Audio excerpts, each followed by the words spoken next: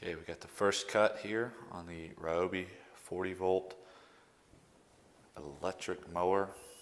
This is the newer version with the 5 amp hour battery. So we're going to see how long this baby runs.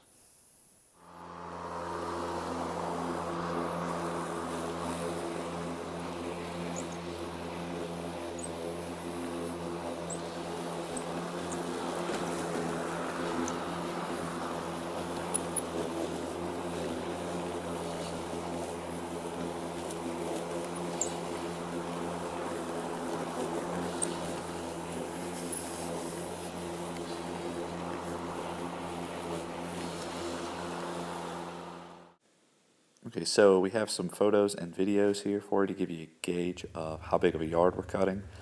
Spent about 10 minutes on the front, another 25 on the back. The grass was wet and I was cutting without the bag, but I was still able to finish the cutting with 1 bar left on the battery. Overall, really pleased. I think the cut is pretty similar to a gas mower, but I would definitely recommend it.